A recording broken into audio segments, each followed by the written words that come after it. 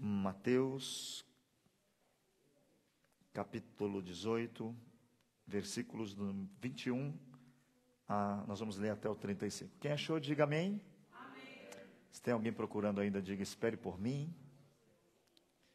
E os irmãos que conseguirem acompanhar aqui, dá para ver bastante. Todos estamos juntos, diga amém. Amém. Assim diz a palavra do Senhor. Então Pedro aproximou-se de Jesus e disse: Senhor, até quantas vezes pecará meu irmão contra mim e eu lhe perdoarei? Até 7. Jesus lhe disse: eu não te digo que até 7, mas até 70 vezes 7. Por isso, o reino dos céus pode comparar-se a um certo rei que quis fazer conta com os seus servos. E começando a fazer contas, foi apresentado um que lhe devia 10.000 talentos.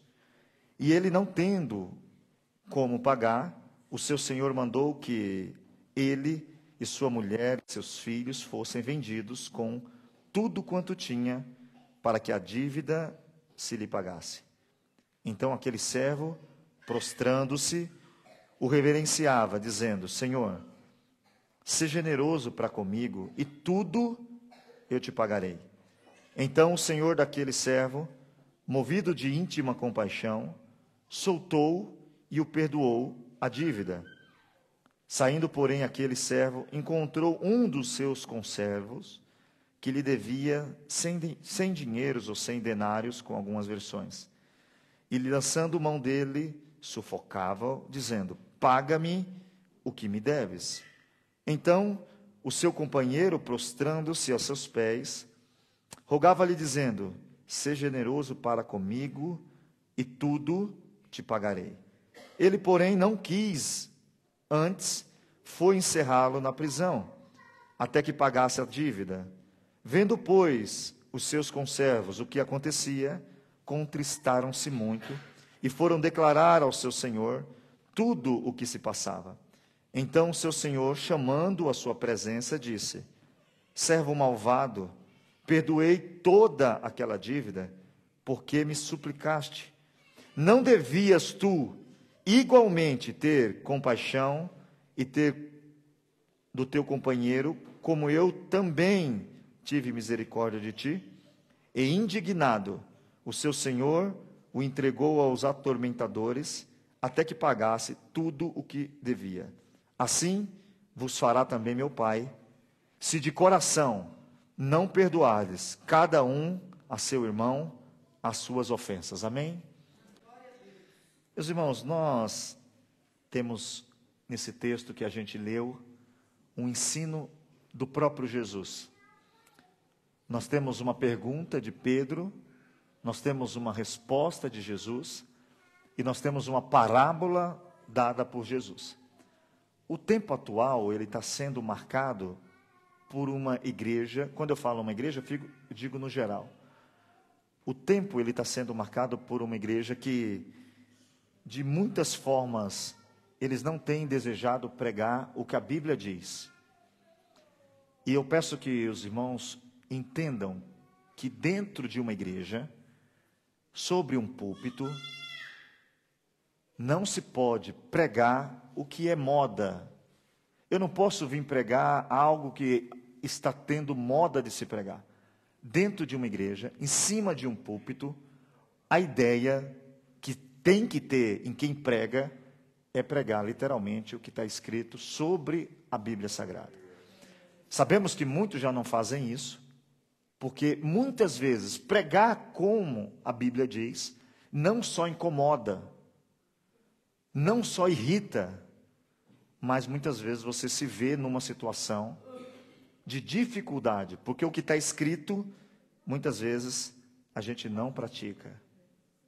E evangelho não é quanto eu sei de Bíblia. Evangelho não é quanto eu sei de verdades. Evangelho é quanto eu pratico da própria Bíblia. E quando você lê esse texto, a gente vê que hoje existe uma pregação sobre a necessidade. As pessoas estão pregando sobre a necessidade. E existe um padrão que você e eu acostumamos a ver, que nós queremos novidades. As pessoas querem novidades. Por isso que em muitos lugares se coloca uma placa e diz, culto da vitória. Você nem sabe o que é, mas você sabe que vai estar cheio de gente. Porque a nossa necessidade diária é vitória. Tem irmãos que precisam receber uma vitória na saúde, tem irmãos que precisam receber uma vitória na própria vida espiritual, na própria vida financeira, na própria família. E quando você vê uma placa escrito culto da vitória, você fala, pronto, é o meu lugar. Eu preciso estar ali, porque eu estou precisando de uma vitória. E você não vem para adorar a Deus, você vem para ter suprido a sua necessidade, e às vezes tão somente física. E eu quero que nessa noite você possa pensar de forma muito clara, que por essa vontade e por esse desejo de ter uma pregação sobre a necessidade, nós começamos a fazer coisas que Deus não pediu. Campanha das muralhas que caem. Aonde está escrito para fazer campanha das muralhas que caem? Nós começamos a fazer campanhas de derrubando o inimigo. E às vezes não é o diabo, às vezes você quer que derrube alguém que te ofendeu. E isso não é da parte de Deus. Mas nós queremos novidade. Nós queremos que alguém diga alguma coisa que eu nunca ouvi. E nós paramos de ouvir o que já foi dito por Deus. Nós paramos de se apegar ao que está escrito na palavra de Deus. Por isso que quando você está no culto de ensino, ou quando alguém está lendo a Bíblia, ninguém nem liga. Muitas vezes você está lendo a Bíblia, as pessoas estão olhando para o céu, distraídos. Mas quando você começa a falar, ela acha que o que você está falando sobre a Bíblia é mais importante do que está escrito na Bíblia. E isso não pode acontecer comigo e com você. O que está escrito continua sendo prioridade, por mais que tenha um homem inteligente, um homem eloquente, falando sobre a Bíblia, o que ele fala só pode ter valor se for de acordo com o que está escrito na Bíblia. E se a gente não tem essa visão, se a gente não tem esse direcionamento, a gente faz muitas vezes aqueles desejos que não é bíblico isso. Senhor, castiga quem me castigou. A pessoa que me fez mal, ela tem que ver Deus me honrar. Quem falou? A gente tem que entender que quando você vê Cristo, a sua ótica muda. A sua ótica muda. E você quer ver uma pessoa que viu Cristo? Abra sua Bíblia comigo, por favor. Atos dos Apóstolos, capítulo de número 7. O versículo que eu quero ler, só os 58, 59 e 60. Quem puder dizer que achou, diga amém. A palavra diz assim, isso daqui nós temos Estevão, Atos capítulo 7, versículo 58 até o 59. E expulsando da cidade, o apedrejaram. Expulsando da cidade, o apedrejaram. E as testemunhas depuseram as suas vestes aos pés de um jovem chamado Saulo. E apedrejaram a Estevão, que em invocação dizia: Senhor, mata esses homens. Senhor, mata esses homens, por favor, Senhor. Eles precisam pagar. Era isso que Estevão estava fazendo? Senhor Jesus, recebe o meu. E pondo-se de joelho, clamou com grande voz: Senhor, não lhes impute este pecado. E tendo dito isto, morreu. Perceba que a igreja atual não faz isso. Nós queremos que Deus faça justiça. A melhor justiça de alguém que te ofendeu é a pessoa se arrepender do mal que te fez, não morrer. É por isso que Estevão diz: Senhor, não lhes impute esse pecado. Estevão está sendo apedrejado. E não era porque tinha comprado e não pagado. Não era porque tinha falado mal de ninguém. É porque tinha tido a capacidade de expressar de forma única a história da palavra de Deus. Se você lê Atos capítulo 7, é uma mini Bíblia. Se você tiver curiosidade, chegue em casa e leia o capítulo 7, e você vai ver que esse capítulo, ele tem uma mini Bíblia sendo ditada por um homem, que a Bíblia diz que as pessoas não conseguiam suportar a graça que estava sobre ele. E muitas vezes o diabo não quer te matar porque você é bonito, rico, não. Ele só quer te matar porque você tem em você a graça de Cristo sobre você. Mas quando você tem a graça, você não dá mal por mal. Se você está dando mal por mal, não é porque te fizeram mal, é porque em você tem mal. Porque cada um só dá o que tem. E nós temos que nessa noite pedir a Deus direção, para que a nossa vida não seja uma vida de baseado em novidades do homem. Porque aí para-se de ver o que está escrito e começa a fazer o que se pensa. E nós não podemos nessa noite viver uma vida agindo contrário ao que está escrito e fazendo orações como essa. Fazendo campanhas que não vão mudar nada. Fazendo situações e rituais que não muda nada. Mas como a gente gosta de dizer que fez alguma coisa, nós preferimos pagar um preço, não é isso? Tem gente que até fala assim: eu vou pagar o preço. Ah, se a gente tivesse que pagar o preço. Ah, se a gente tivesse que pagar preço. Mas a Bíblia diz que já foi pago um preço. A Bíblia diz que já foi pago um alto preço, e preço de sangue. Porque eu e você não pode pagar preço. A gente não tem condição nem mesmo de pagar coisas pequenas, quanto mais o preço que Cristo pagou. Então nessa noite, vamos voltar a tentar praticar o que está escrito, para que depois a gente passe a pedir a Deus que Ele revele alguma coisa que não está escrito. Não, mas eu quero uma novidade. Sede santos porque eu sou santo. Está escrito. Divida o seu bem com quem não tem. Não, pastor, aí não está. Ô pastor, que conversa é essa? A Bíblia diz que os nossos bens como cristão deveriam ser para que nós pudéssemos contribuir para ajudar alguém. Às vezes nós estamos vendo alguém morrer no nosso lado e nós falamos o quê? Eu vou pôr a mão nada. É prova. Quem falou que é prova? Jesus disse uma coisa para Judas: os pobres estarão sempre com vocês. Vocês sempre vão ter como fazer alguma coisa. Tiago, quando vai escrever, ele diz: quem sabe fazer o bem e não faz, comete pecado. E tem vezes que a gente pode fazer o bem. Só que a gente pensa que bem é só dar dinheiro. Não, às vezes você pode dizer para alguém: eu sei quem pode te ajudar. A gente não fala. Perceba que eu e você, teoricamente... Quer ver? Eu vou fazer uma pergunta só para a gente pensar. Quem está em casa não vai ver, mas vocês saberão. Quem aqui é crente, cristão? Levanta a mão. Quem é cristão nessa noite aqui? Deixa eu ver. Quem não levantar a mão, não sei. Levanta a mão, irmãos, estão com medo. Por quê? Levanta a sua mão bem alto. Quem aqui é cristão, levanta a mão. Perceba. Você é uma partícula de Cristo andando por Torino. Isso quer dizer que algum bem você pode fazer durante o dia. Nem que seja olhar para alguém que está cabisbaixo e dizer bom giorno. Só que nós temos deixado de fazer o bem. E quando deixamos de fazer o bem, a Bíblia diz que nós começamos a cometer pecado. E nós não podemos se habituar com uma igreja que busca novidades sem antes cumprir o que está escrito. Tem hora que eu vou orar por algumas coisas e eu falo: para de orar, meu filho, está escrito. Vai ler.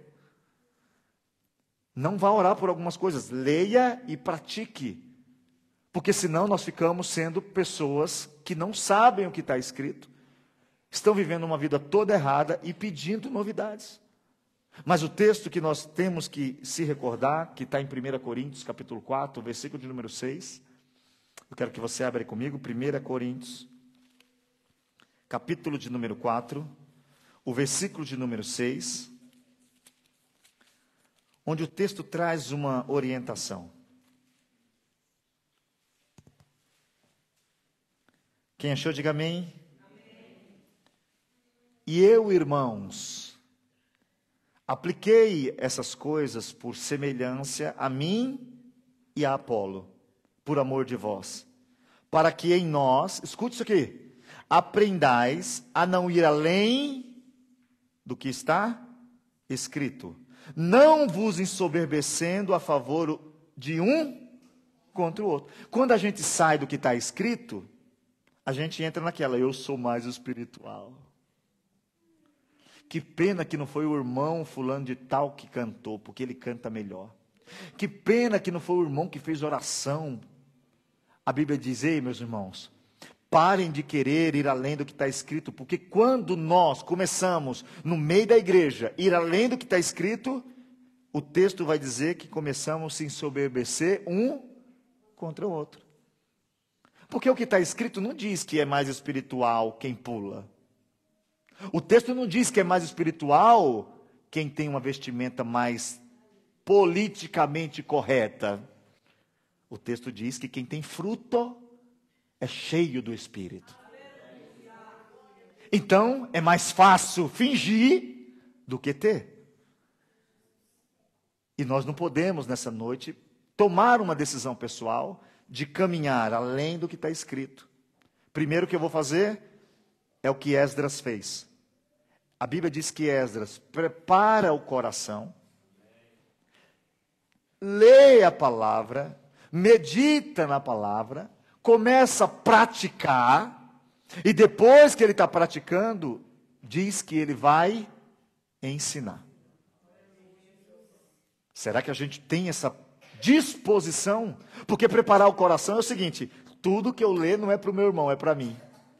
Tudo que eu ler não é para atacar ninguém, mas é para eu aprender e meditar e praticar. Meu Deus. Débora, tutto bene?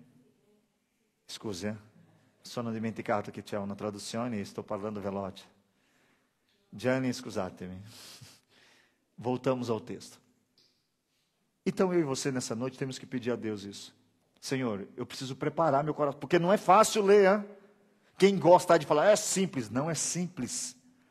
Porque o que está escrito vai contra o que a gente está aprendendo. E tem pessoas aqui que viveram 40 anos, 30 anos no mundo. Aí chega na igreja, a pessoa pensa que um dia... Não. Tenha um pouquinho de paciência, meu filho. É 30 anos fazendo tudo errado. Aí aceita Jesus, quer que tudo se resolva. Calma. Você vai ter que produzir fruto digno de arrependimento. Você vai ter que pedir desculpa para um monte de gente. Tem pessoas que não vão te desculpar, porque não acreditam na sua palavra. Só que se você entendeu o que é isso daqui, você fica na sua posição e diz, tem um tempo determinado para todas as coisas. Se esse tempo é de aprender, se esse tempo é de meditar, eu vou fazer isso. E nós não podemos ficar aqui nessa noite sem ter esse entendimento. E por essa razão, por esse desejo de ter novidade, e não se aplicar ao que está escrito, o que acontece com a igreja? O que acontece com os crentes? Eles estão aqui, eles cantam, eles choram, só que eles não são libertos. Porque eles não têm um contato com o que está escrito. Abra aí sua Bíblia, por favor. João, capítulo de número 8. Evangelho segundo escreveu João, capítulo de número 8. Eu quero ler com os irmãos, versículo 32.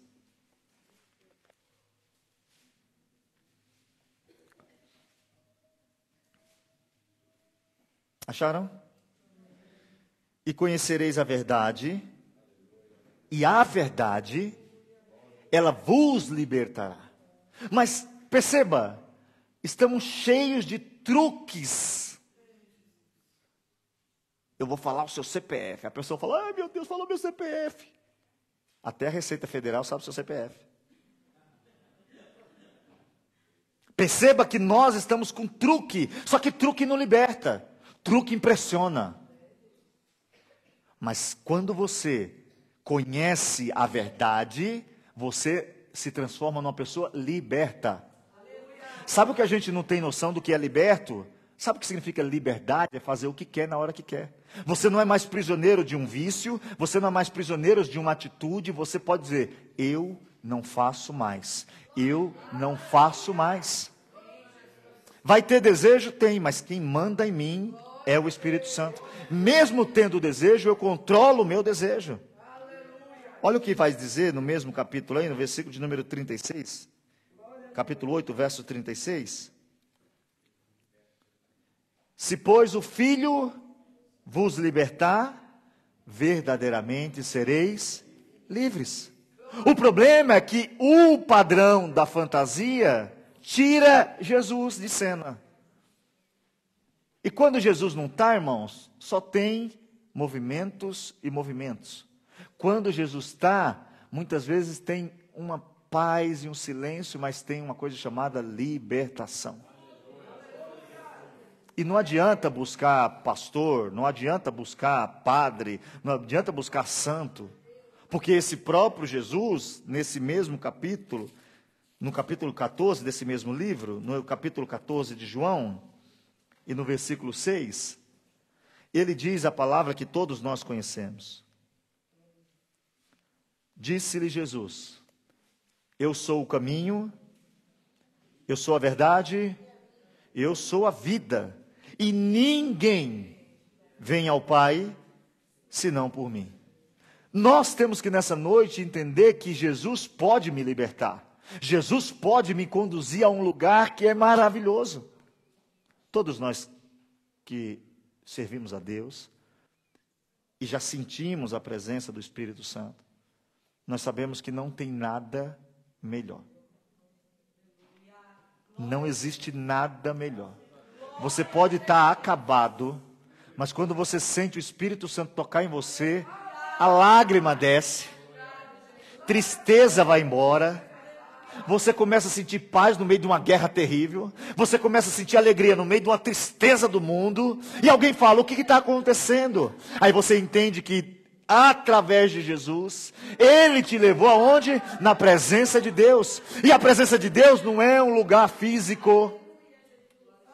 A presença de Deus não é o púlpito de uma igreja. Às vezes a presença de Deus é o teu quarto. Às vezes a presença de Deus é você dentro de um ônibus, perguntando até quando você vai ter que sair tão cedo para trabalhar e ganhar tão pouco. E lá você diz, Senhor, quando o céu chegar, isso vai acabar. E mesmo no meio de um ônibus cheio, chovendo, tanta depressão, tristeza ao teu redor, você ali começa a segurar para que ninguém pergunte o que foi. Mas eu te aconselho hoje se recordar que com Jesus, você pode entrar no lugar melhor que um homem pode entrar, que é no Santo dos Santos, através do nome de Jesus.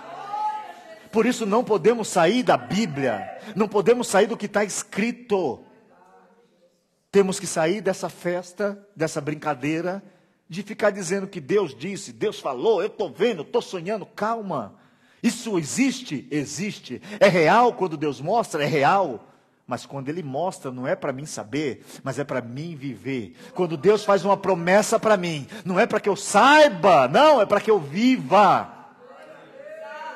E nós vivemos um tempo que tem muita gente que não consegue acreditar em Jesus. Não consegue. Porque a gente lê uma coisa e a gente faz outra. A gente fala de um Deus, mas nem nós cremos nesse Deus.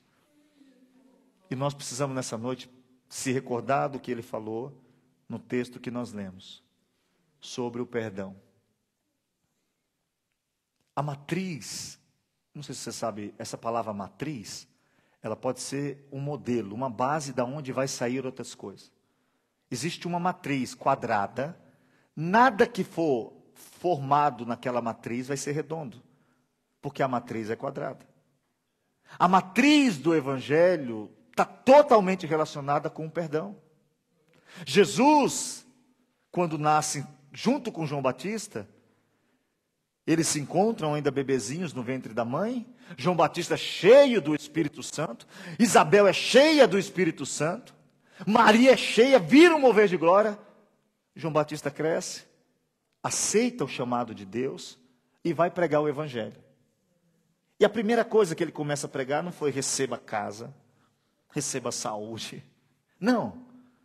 Primeira coisa que ele prega é arrependei-vos. João Batista é morto. Corta-se a sua cabeça. E quando João Batista sai de cena, Jesus entra em cena. E a primeira pregação de Jesus foi: arrependei-vos, porque é chegado o reino de Deus.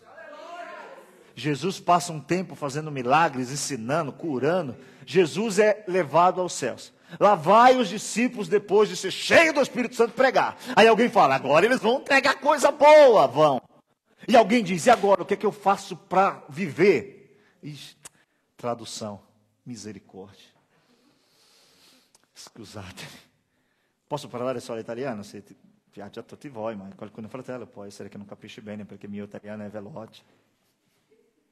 Não é così. Parla piano, vá. Os discípulos recebem o Espírito Santo. Escute, eles recebem o Espírito Santo. Eles estão cheios do Espírito. Aí alguém diz: a pregação hoje vai ser fogo. O que é que eu tenho que fazer? Pedro olha e diz: arrependei-vos. Então não posso, na minha vida, que tem como base Cristo, viver sem ter esse entendimento de perdão e de arrependimento. E nós estamos vivendo um tempo que não estamos entendendo o que é perdão e não estamos aceitando muitas vezes entender que ainda precisamos se arrepender dos nossos pecados. Pecado perdoado não é pecado reconhecido. Não adianta falar: eu sei que estou errado. Então para de fazer o que você está fazendo. Só pode receber o perdão quem se arrepende do pecado que cometeu. E eu quero que você hoje comigo possamos meditar sobre o que Jesus fala.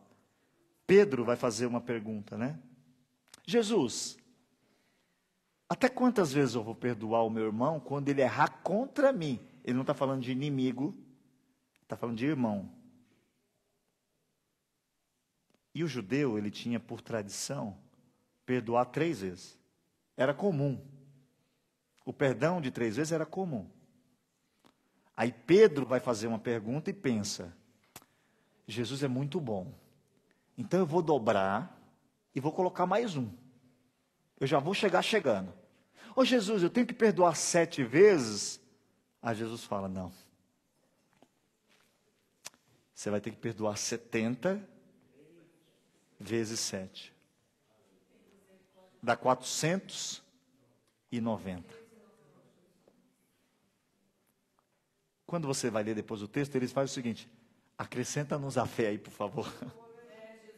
Porque se o senhor não acrescentar a fé, não vai dar jeito, não. Então, abra sua Bíblia aí comigo. Colossenses capítulo 3. Quero ler com os irmãos, versículos do 12 ao 14. É por isso que a gente precisa ler o que está escrito.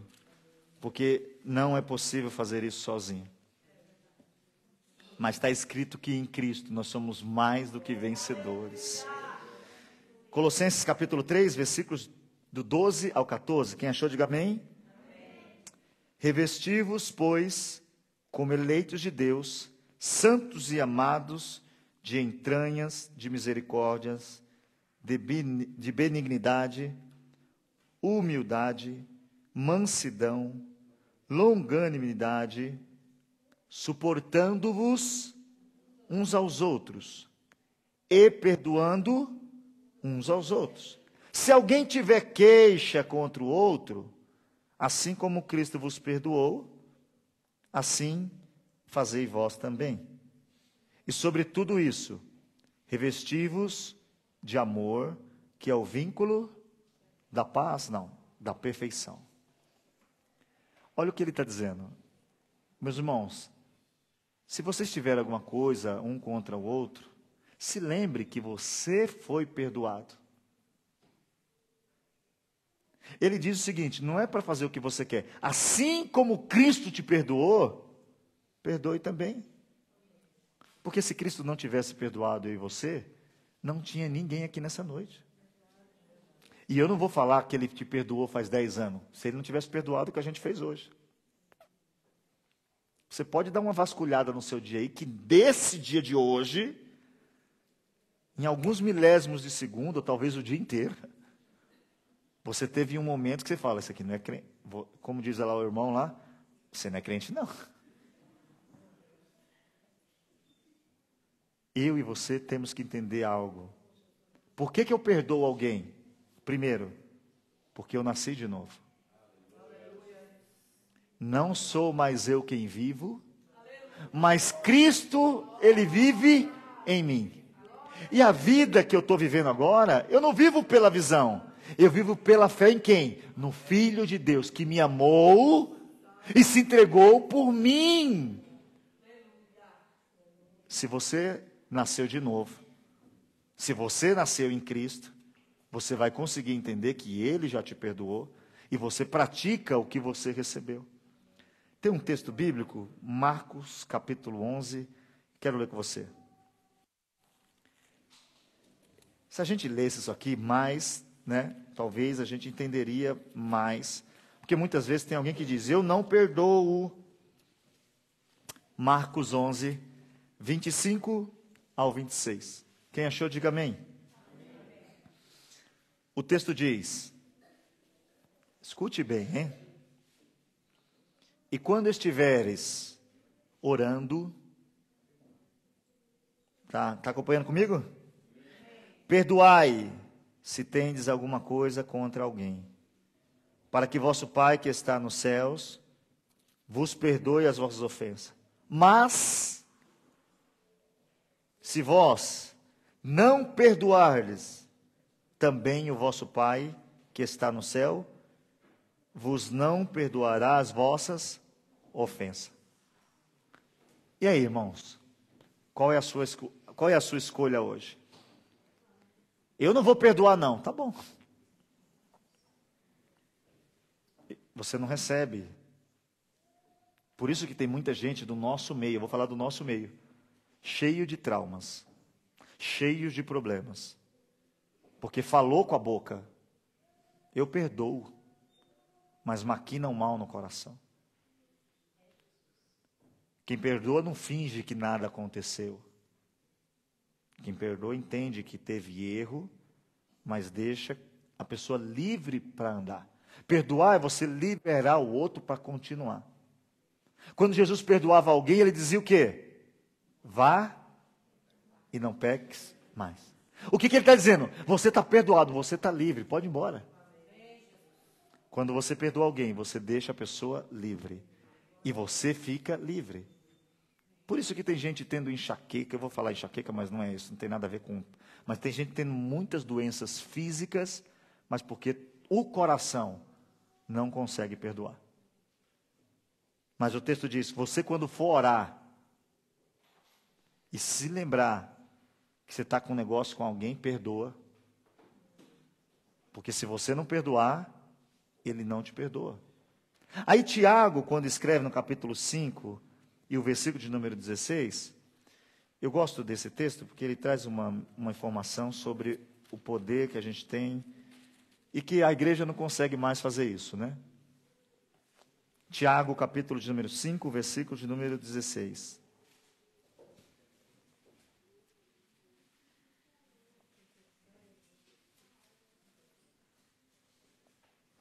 Acharam? Confessai as vossas culpas uns aos outros. Eu vou fazer aqui uma cena para você entender. Confessai as vossas culpas uns aos outros e orai uns pelos outros, para que sareis. A oração feita por um justo pode muito em seus efeitos. Olha aqui, o texto está dizendo o seguinte: confessai as vossas culpas uns aos outros. Aí eu fazia assim, Marco, vem cá, Ô Marco, eu falei mal de você, rapaz, desculpa. Mas não, eu vou te perdoar também, porque eu também falei mal de você. Perceba o que ele está dizendo. Quando você faz um confessando para o outro o que cometeu de errado, e você ora, o texto é bem claro que diz, para que sareis. Por isso que tem muita gente doente, porque o orgulho nos domina. E o orgulho impede você de ser sarado. Onde já se viu confessar a culpa um do outro cura? Está falando de alma, está falando de coisas que estão ocultas aos olhos humanos. E tem muita gente doente hoje, não é porque o físico está mal, tem o corpo belo, tem a saúde, tem a idade, mas está todo travado. Por quê? Porque dentro está cheio de culpa. E o orgulho não deixa dizer perdão, o orgulho não deixa dizer desculpa, e o orgulho não deixa dizer eu errei.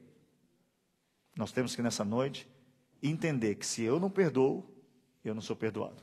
Nós temos que entender nessa noite que se eu perdoar, eu vou ser perdoado. E aí entra a pergunta de Pedro.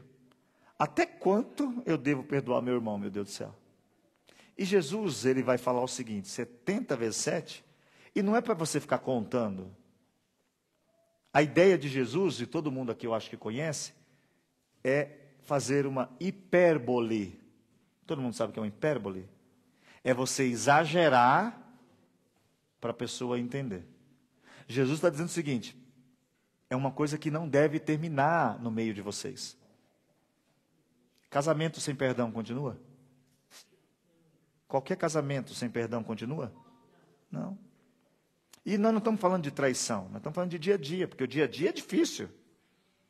Quem é casada com um homem aí, os homens são difíceis.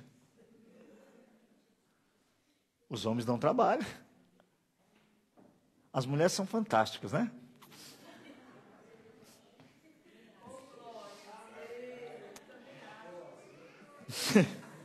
Glória a Deus. Glória a Jesus. Desculpa, irmãos. O que Jesus vai trazer? Quando ele dá o exemplo dos 70 vezes 7, ele vai trazer uma parábola. E eu quero que você volte lá no texto para que você medite comigo nessa parábola. Ele vai dizer que tinha um homem que estava devendo. Esse homem devia 10.000 talentos. Isso aí está escrito lá em Mateus, volta lá de novo, capítulo de número 18, o versículo 24. E começando a fazer contas, foi-lhe apresentado um que lhe devia 10.000 talentos. Um talento era 6.000 denários. Um talento era 35 quilos de ouro. Um talento. Ele devia 10.000 talentos. Isso, se numa conta matemática, era 165 mil anos de trabalho. Porque ele ganhava um denário por dia. Aí é conta matemática. Você vai ter que chegar em casa e fazer. Espera aí, vou fazer a conta aqui para a resposta. Que dariam 60 milhões de denário. Em barras de ouro, 350 mil quilos de ouro. Em dólar, 50 bilhões de dólares. Se ele ganhava um denário por dia, e se ele tinha que trabalhar 165 mil anos para pagar, e se ele só poderia viver o máximo 120 anos, isso quer dizer que quando ele olhou para o rei e disse, sê misericordioso para comigo, que tudo te pagarei. Ele mentiu, que ele não era capaz de pagar. Mas quando ele devia, ele sentiu algumas coisas. Eu quero que você leia comigo aí. Perceba, Ele não tinha como pagar. O que o rei falou? Pega a mulher, pega os filhos, que era a cultura da época, vende todo mundo aí para ver se eu pego o dinheiro desse cara. Versículo de número 26. Chegou a pressão, irmãos, foi pego. Descobriram o que estava fazendo. Então, aquele servo, prostrando-se, o reverenciava, dizendo: Senhor, seja generoso para comigo, e tudo eu te pagarei. Ele teve humildade, ele teve reverência, e ele pediu por generosidade. Seja generoso para comigo. E aqui você pode ler de uma coisa que ele foi perdoado. Só que diz o texto bíblico que esse homem que recebeu um perdão tão grande, ele saiu todo feliz. Ele encontrou alguém que lhe devia 100 denários. Se você quer fazer a conta matemática que eu fiz aquela hora, ele tinha que trabalhar 165 mil anos. Aquele amigo que ele encontrou tinha que trabalhar 100 dias. Porque um denário era por dia. E aí o amigo dele vai usar as palavras dele. Você sabe falar, mas quando alguém fala o que você falou para você, você não aceita. Diz o texto que o amigo diz: tem compaixão de mim. Por favor, olha lá, lê o texto, porque aí você lê comigo. Acharam? Versículo 29. Então seu companheiro, prostrando-se a seus pés, o que ele fez lá? É a mesma coisa. Rogava-lhe, dizendo: seja generoso para comigo, e tudo é a mesma frase. Sabe o que Jesus está dizendo para mim e para você? Você gosta de pôr um peso no outro, mas você não pega o peso que você colocou no outro. Você gosta de exigir do outro uma santidade que você não é capaz de viver essa santidade. Você tem matado muita gente com as suas palavras, mas você não tem percebido que você recebe as mesmas palavras que vão para ele. Aí o texto diz que quando ele ouve aquilo, ele falou o quê? Nada disso. Vai ficar na cadeia até me pagar. Aí as pessoas que viram falaram o seguinte: espera aí, eu vou usar o nome de Zezinho. Não tem ninguém Zezinho aqui não, né? Rapaz, o Zezinho foi perdoado de uma dívida que não tem como pagar. Você viu o que ele fez com o João? O quê? O João está preso. Está preso? Está preso. Como que falou Zezinho em italiano? Zezinho. Não é possível. O que Deus fala comigo e com você através disso? Você recebeu um perdão e você não está sabendo dividir o perdão. Você só vê pecado nos outros, mas você não reconhece o seu pecado. Você acha que a misericórdia de Deus é só para você. Qualquer um de nós aqui, irmãos, só vai dar valor à misericórdia quando você desfruta dela. Quem não erra fica querendo que quem erra pague. Quem não erra fica falando: aquele irmão tem que pagar.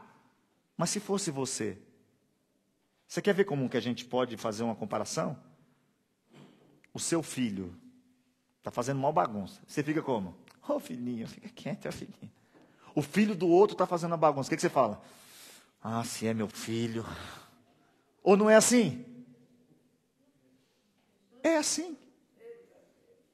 Nós temos que nessa noite entender que o perdão que Deus nos deu não foi para a gente só recebê-lo, mas foi também para a gente distribuir e aplicar na nossa vida. Abra sua Bíblia comigo aí, por favor. Mateus capítulo 6, verso 12.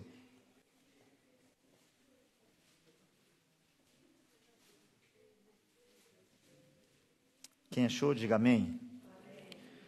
Mateus capítulo 6, e o verso de número 12. A palavra de Deus nos diz da seguinte forma.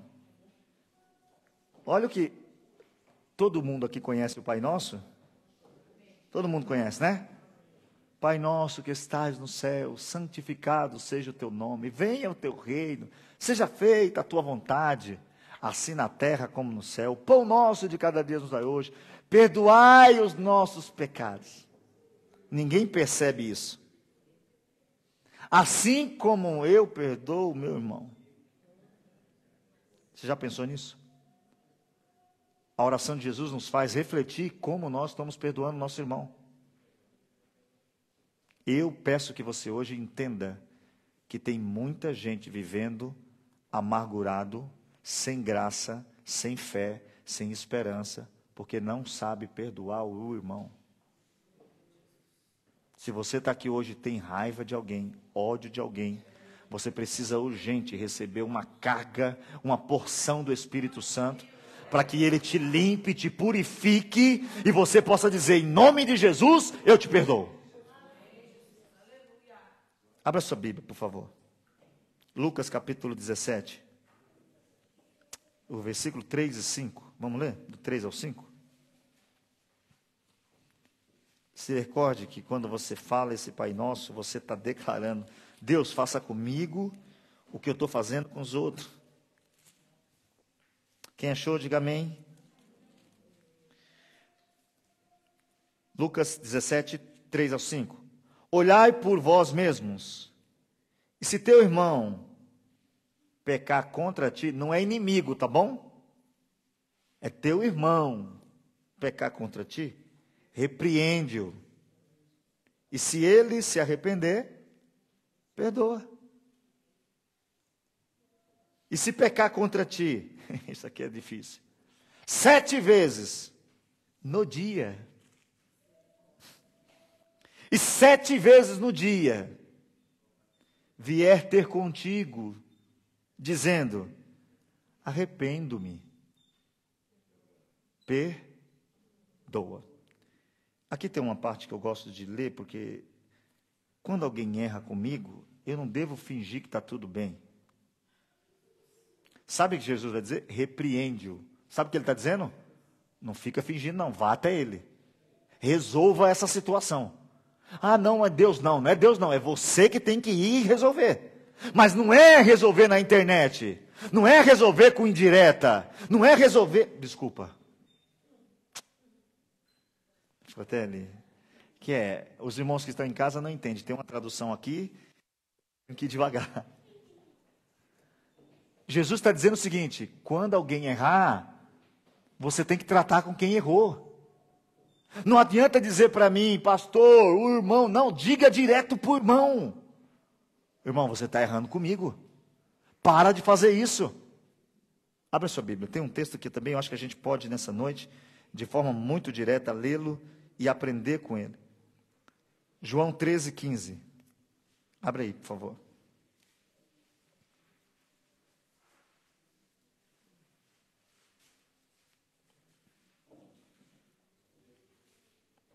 Acharam? Jesus vai dizer o seguinte, porque eu vos deixei o exemplo para que vocês tivessem um conhecimento. É isso que ele está dizendo? Eu vos deixei o exemplo para que assim como eu fiz... Perceba, não tem nada a ver com saber, tem tudo a ver com praticar. Não tem nada a ver com entender, tem tudo a ver com praticar.